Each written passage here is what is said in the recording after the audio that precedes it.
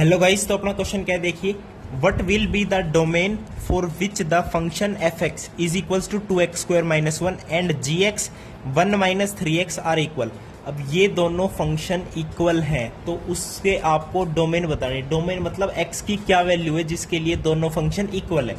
तो पहली बात तो अगर दोनों फंक्शन इक्वल गिवन है तो दोनों को इक्वल पुट कर दो।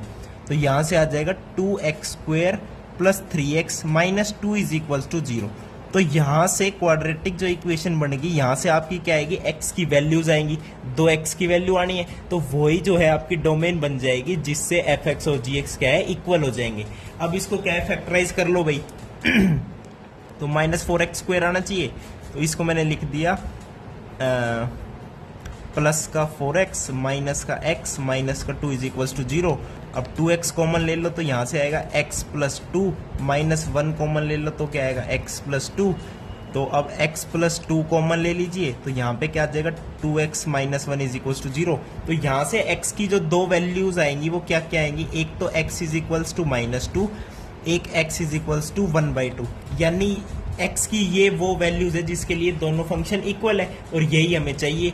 तो डोमेन का मतलब ही यही है कि x की वैल्यूज बताओ। तो x की वैल्यू आ गई, एक तो -2 एक 1/2। तो वैल्यू का है 1/2 -2। देखो जब ये करली ब्रैकेट होते हैं तो ये सिर्फ दो ही वैल्यूज है, लाइक 1/2 वैल्यू है एक डोमेन के अंदर, एक -2 है। और जब ऐसे ब्रैकेट आ गए तो 2 से 12 के बीच में सारी, और क्लोज ब्रैकेट है 2 और 12 में इंक्लूड होंगे, ठीक है। लेकिन अपना आंसर क्या रहेगा, 1/2 और -2। तो आपका सेकंड ऑप्शन यहाँ पे करेक्ट हो जाएगा। थैंक यू, नमस्कार।